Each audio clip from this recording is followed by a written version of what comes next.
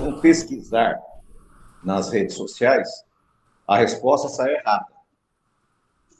Elas vão pesquisar qual era a religião do povo judeu, o judaísmo. E não é.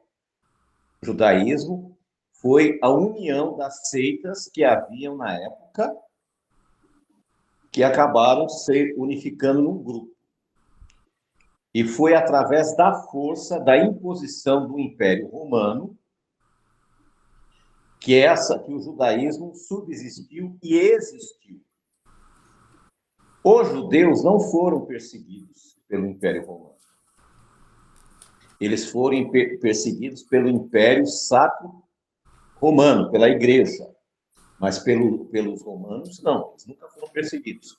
Porque eles eram o quê? Eles tinham uma aliança, eles tinham acordos. E hoje nós vamos estudar a página 29, 30 e 31, que fala exatamente sobre um dos grupos que eram mais radicais, que eram chamados os zelotes.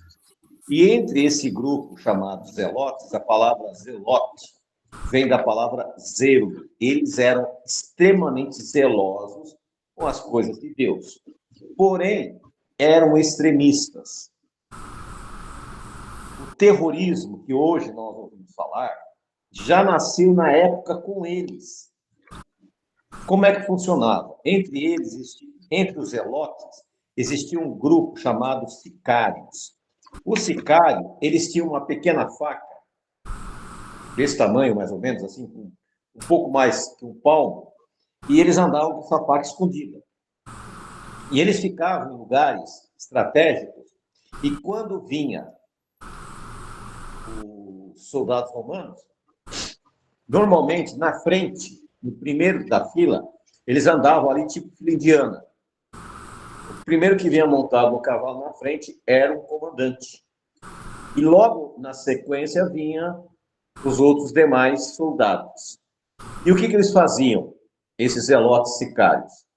Eles ficavam ali e eles pulavam em cima desses homens com as facas e matavam os líderes. Imediatamente eles eram mortos. Então eles eram suicidas. Eles eram suicidas que eles se matavam para matar. Então hoje, esses homem-bombas, esses terroristas, não é novidade nenhuma. Há 2000 anos, já os judeus já praticavam isso. Porque eles não podiam enfrentar os romanos. Então eles usavam guerrilhas. E é a partir dos zelotes que no ano 70 vão começar as guerras judaicas. Eles tiveram vantagens. Por quê? Porque os romanos estavam lutando na Síria e deixaram uma guarnição em Jerusalém. Uma guarnição de 6.000 soldados apenas. E aí foi muito fácil eles conseguirem vencer essa guarnição. E quando eles entraram na cidade de Jerusalém, eles fecharam as portas. Então, não tinha acesso. Mas Jesus havia orientado eles, né, que isso iria acontecer. Jesus diz assim: quando vocês virem a cidade sitiada, quem estiver no telhado, fuja. Quem estiver no campo, não volte para a cidade. Ore para que a vossa fuga não aconteça nem no inverno, nem no Shabat. E foi o que aconteceu. Vespasiano estava lutando na Síria, os judeus zelotes conseguiram expulsar os soldados romanos, e aí Vespasiano veio para Jerusalém, sitiou a cidade, só que nesse momento o imperador romano morreu. E ele foi convocado para ir para Roma. E ele tirou o exército. Quando ele tirou o exército, os messiânicos se lembraram da profecia. E o que eles fizeram? Imediatamente eles saíram da cidade.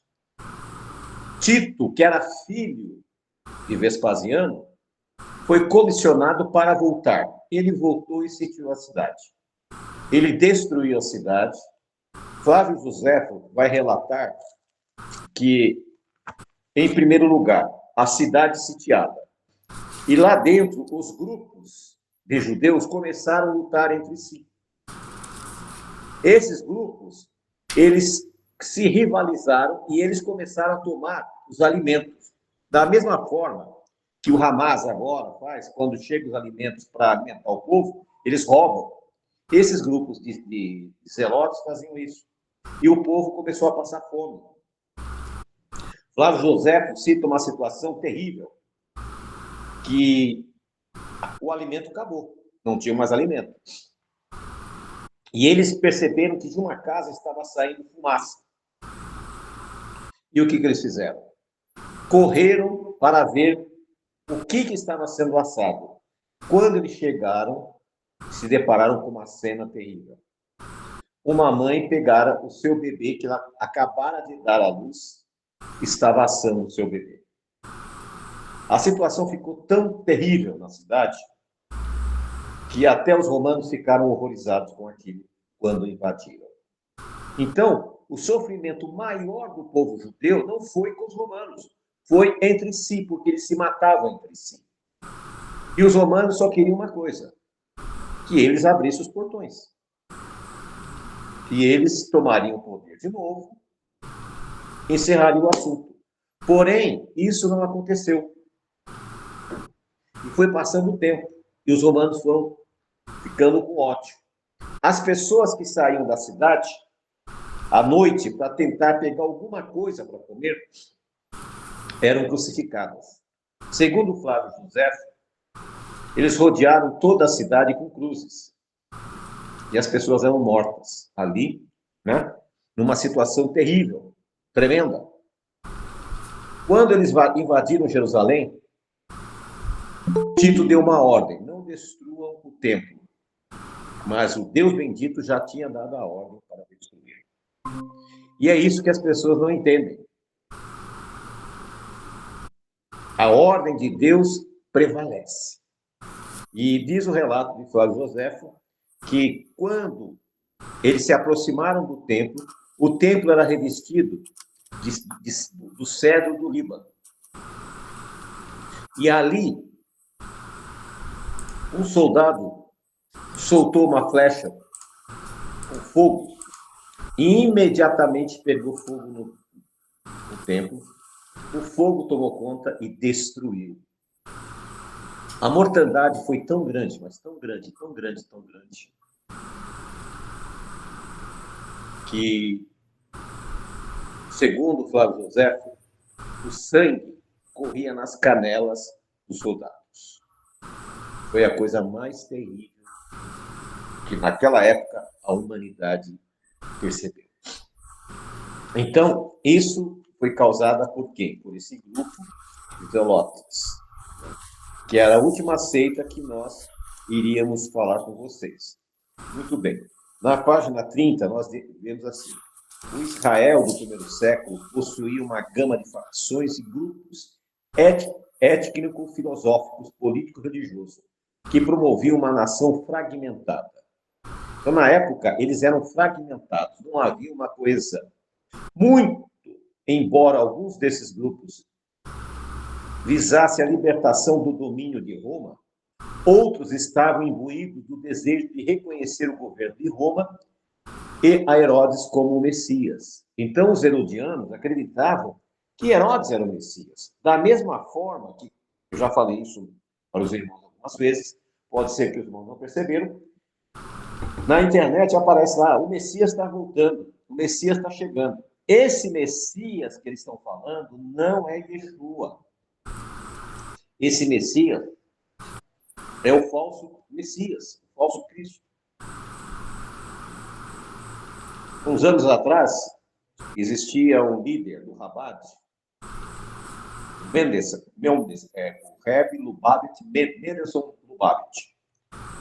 Ele foi líder durante muito tempo e eles acreditavam que ele era o Messias. Ele morreu. E eles acreditavam que ele ia ressuscitar e ele ia voltar. Até hoje, em Israel, você vê fotos dele, desse o Anderson, e embaixo lá, o nosso Messias. Então, quando você vê ali, os judeus aceitaram o Messias, não é Yeshua. Eles esperam um líder político homem, natural. Não é Yeshua. Então, não se iludam. E eu tenho visto aí muito nesse, olha, houve uma conversão, eles converteram, não sei o quê. Valendo, não é. Então, vamos ser bem sinceros. E naquela época era fragmentado como hoje. O judaísmo é fragmentado. São várias seitas. Não existe uma só. Não existe uma coesão. Nós temos o judaísmo tradicional, o judaísmo ortodoxo, ultra-ortodoxo, o judaísmo mais extremado de todos, que é as mulheres usam burcas, aquelas burcas muçulmanas que tampam, só fica uma telinha nos olhos. Os judeus também têm esse grupo, eu vi lá em Israel, já tinha visto em alguns vídeos, e lá eu presenciei. São extremistas. Existem os liberais, os reformistas, os cabalistas, e assim por diante. Então, é uma religião muito fragmentada, e hoje eu percebo que as pessoas elas têm assim, uma fascinação, elas têm uma ideia equivocada com relação ao judaísmo, que não é a religião de Moisés. Não é a religião de Moisés. Essa religião foi criada com a junção das várias seitas que eram fragmentados, criaram essa seita e depois começaram a se fragmentar. Ela subsistiu e existe até hoje porque ela recebeu o apoio do Império Romano. Depois teve alguns papas que fizeram acordos, mas a maioria deles são de visões totalmente fragmentadas, né? Continuando. Se, por um lado, a resistência judaica visava preservar a sua religião e cultura contra a tentativa de helenização e paganização do seu povo, por outro lado, essa resistência se formava em frentes que tinham interesses particulares e que se uniam apenas em ocasiões muito especiais em prol de um objetivo comum, como foi o caso da perseguição contra Jesus e sua crucificação. Quando tinha um assunto de interesse, eles se uniam. Os saduceus, os fariseus, os zelotes, os sicários. Para matar Yeshua, eles se uniram. Depois eles se dividiam. E isso permanece até hoje. Né? A mesma coisa, Israel tem um problema sério. Eles só não conseguiram resolver a questão da guerra por causa da fragmentação dos partidos políticos que lá tem. Então, eles não aprenderam a lição, eles não aprenderam que não é por aí o caminho. Né?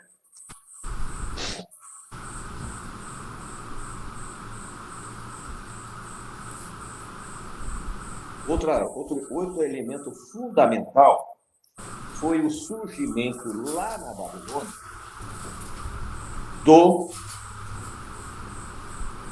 movimento, né, de criação das sinagogas. As sinagogas, elas nunca foram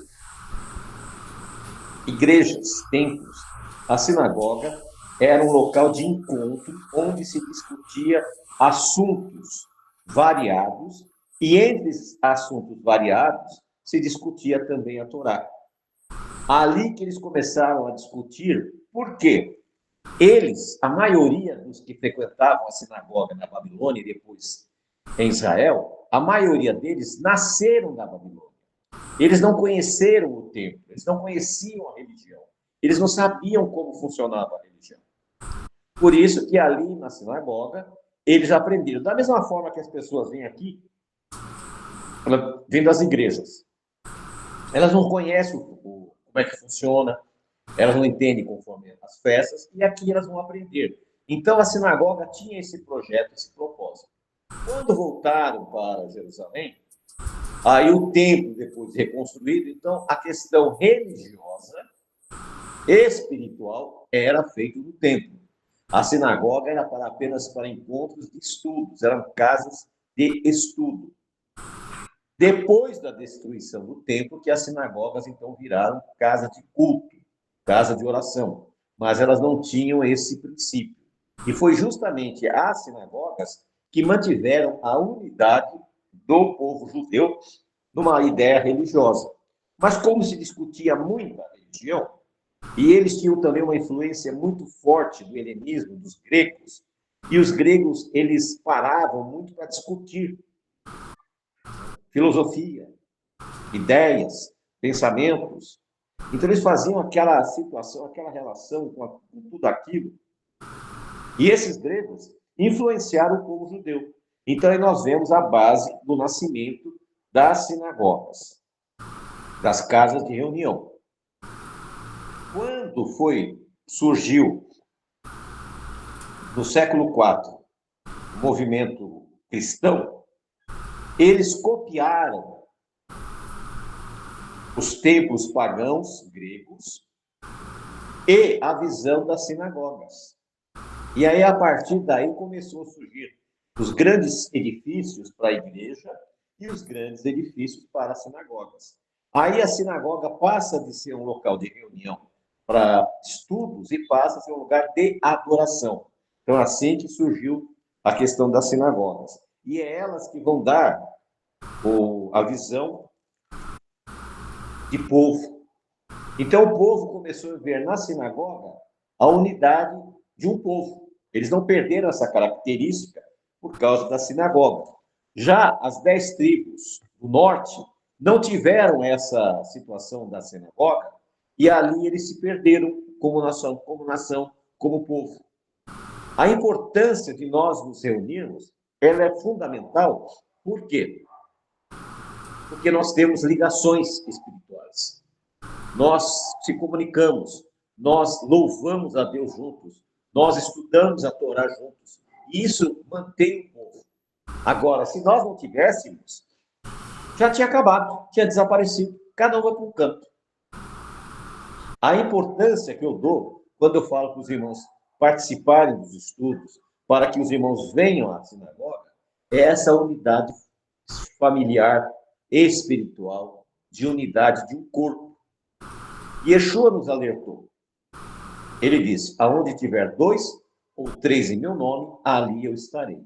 Então, nós vemos aqui, para finalizar esse aspecto, né, da questão dessas seitas, quanto fez a necessidade de eles unir o povo. Com a destruição do templo, em 70, os fariseus tomaram conta. Em 135, eles foram expulsos de Jerusalém.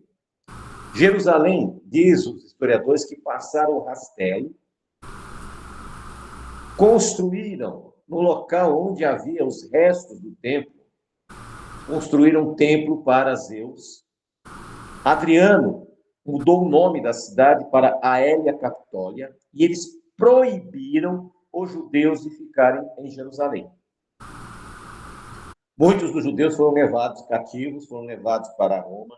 Outros se espalharam entre a Turquia, Síria, Egito, toda aquela região, se espalharam, e o judeu foi proibido de ficar em Jerusalém. Por quê? Qual que era a ideia deles? Eles não tendo um templo, a cidade não chamando mais Jerusalém, eles proibiram a pronúncia do nome de Jeová.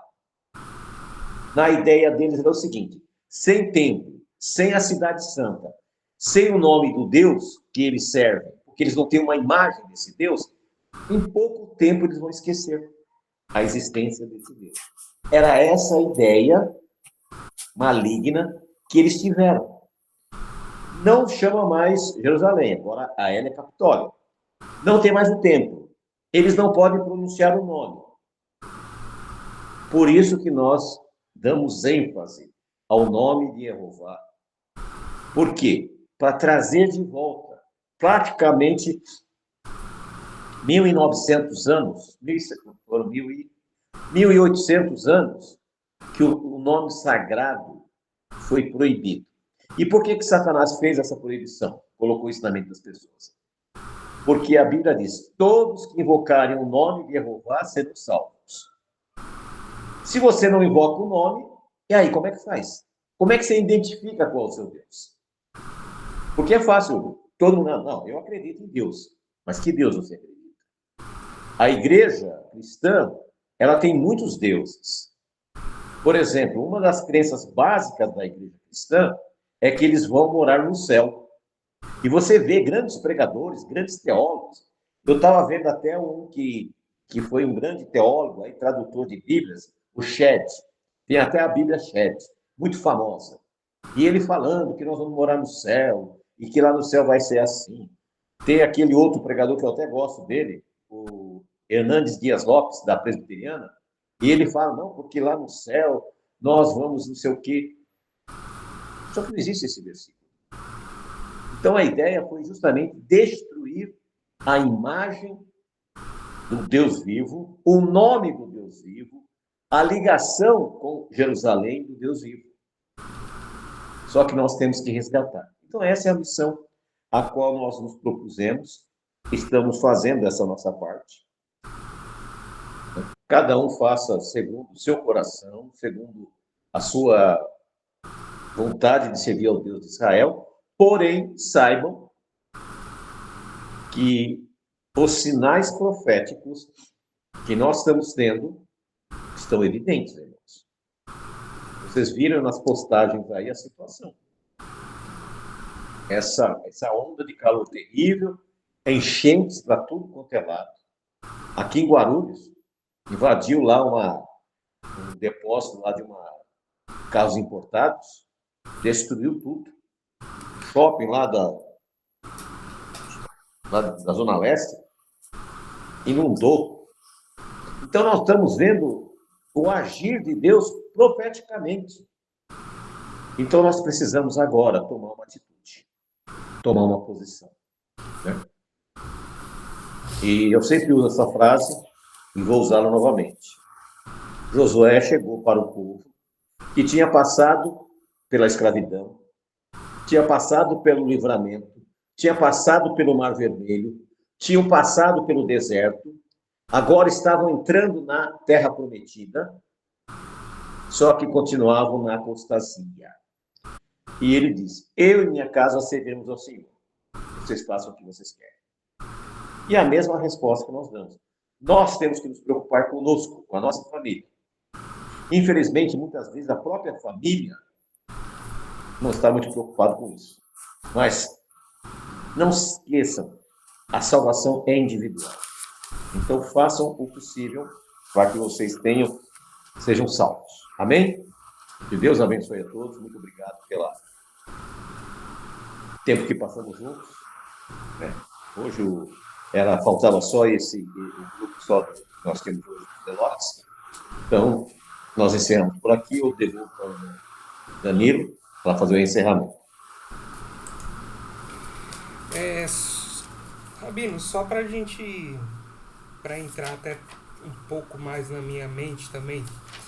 Então, essas seitas judaicas, elas se iniciam no século II, mais ou menos? Não. Elas iniciam lá na Babilônia. Ah, da Babilônia, tá. Então, ali na parte de reis ainda, na Bíblia, quando a gente ouve eles falando esse povo judeu, eles se referem à tribo de Judá, não ainda Não sobre religião. Nada sobre seitas. Ali não existia ainda. Esse grupo é na Babilônia. Tá. Só para Lá na aqui Babilônia e ficar salvo nos nossos estudos aqui também. Porque eles vão pedir lá na Babilônia, quando eles retornam para Judá, aí começam as divisões. Um grupo dos saduceus, que eram levitas, vão cuidar do templo e dos sacrifícios, que são os saduceus. O outro grupo de saduceus Toda vez para ensinar judaísmo, ensinar Torá. E aí começam as subdivisões. Os zelotes eram fariseus, porém radicais. Né? Entendido. E eles vão deixar de ser aceitas a partir do século, depois da destruição do templo, quando vai nascer o chamado judaísmo. A junção das seitas, eles adotaram o nome de judaísmo. Essa junção, ela começa ali no século II e ela vai até o século VIII. Do século II ao século VIII, o judaísmo dominava com mão de ferro. Por quê? Primeiro tinha o apoio dos romanos. Depois tinha o apoio do Império Sacro Romano, da Igreja Católica. Apenas no século VIII, no Egito, um grupo de judeus receberam o apoio do califa e se libertaram do judaísmo. É aí que nasce os caraítas. Eles vão voltar para a religião original de Moisés. Eles só aparecem no século VIII porque até o século VIII eles são obrigados a seguir os rabinos do judaísmo. Com plena morte. Para você ter uma ideia, vou citar aqui um fato. Isso no século II. Um rabino estava pregando a Torá. Eles pregavam na praça. Era proibido. E ele estava pronunciando o nome de Jeová. Foi preso, pegaram algodão, enrolaram no corpo dele, molharam, pegaram a Torá que ele estava usando, que era feita de pele de animal, enrolaram no corpo dele e tacaram fogo. Como o algodão estava molhado, foi queimando aos poucos, porque ele pronunciou o nome Jeová. Nesse momento, os rabinos, temendo essa perseguição, proibiram e colocaram uma maldição. Quem pronunciasse o nome Jeová, que é Jeová, seria maldito. E aí eles começaram a usar Hashem, começaram a usar Adonai. E outros pronunciavam, soletravam as letras, que é o Yod, Re, Vav, Re, que seria YHWH. Mas não pronunciavam o nome por medo da maldição. E se esqueceram que precisava pronunciar para ser salvo. Compreendeu? Compreendido. Algum irmão quer fazer algum comentário? Maria? Jean? Não, uma coisa que eu tinha comigo a respeito de aqui como nós no Brasil, né? Vamos supor, no Brasil, os ministérios, Assembleia de Deus, pentecostal, Deus é amor, batista, metodista, e assim vai. E assim também era entre eles lá, né? Saduceus, fariseus, essas coisas tudo. Isso aí eu já tinha isso na minha mente. Quer dizer, são todas as divisões, como acontece aqui no Brasil. Cada um que tem a sua diretriz, né? Seu regulamento interno, e segue aquilo e tem que bater com aquilo para poder seguir. Então, esse regimento é uma forma de regimento de poder conduzir o povo. Então, se você quer congregar aqui, o nosso regulamento é esse. Se você entrar desse conceito, bem, se você não aceitar, não adianta ficar aqui. Era mais ou menos assim que eu acho que acontecia, já acontecia lá na época de Yeshua, né? Exatamente. Isso mesmo. Só complementou realmente aquilo que eu nunca tinha comentado essas coisas com ninguém, mas aí se bateu com aquilo que eu entendi a partir do momento que eu comecei a ler a Torá, a estudar realmente a Torá. Isso me veio, isso o Senhor me mostrou, né? Falei, nossa, quanta coisa. E essas coisas, infelizmente, não é passada para o povo, né? Tem escola bíblica, tem escola dominical, mas aquilo que é essência realmente não se aplica. É uma pena, viu? Porque deixa a pessoa com a mente cauterizada e quando você quer ensinar realmente a palavra, a pessoa não aceita. É Mas não vai triste, longe. viu? Mas não É vai Exatamente. longe. triste. Hum, Eu estava ouvindo um vídeo, rapidamente, do Marcelo Guimarães. A Ensinamento é a maior sinagoga que nós temos aqui no Brasil. Eu fiquei, assim, observando o Marcelo, que eu até tenho um respeito por ele, mas em vez de ele pronunciar o nome do Criador, ele ficava, então Hashem disse isso, Hashem falou aquilo, Hashem não sei das coisas. Gente, Hashem é nome, é muito ridículo. Então, em vez de é, falar assim, Jeová disse isso, diz, o nome disse isso, o nome disse aquilo, o nome falou aquilo lá. Sabe? Não param, não raciocinam. Né? Nós temos, por é, exemplo, Olá, Shem, que é de Hashem, que é nome. Olá, Hashem é é, nome. Então, eles é, pronunciam lá, o nome é isso, o nome é isso. é, Que a Sheolan, ela, em março, faz 25 anos. Até 5 anos atrás, nós não sabíamos que o nome era nome sagrado, não sabíamos o nome sagrado. Então, nós temos nome eterno. Então, nós temos a nossa congregação que chama Nome Eterno e nós não sabíamos. Mas Deus trouxe a revelação através dos caraítas.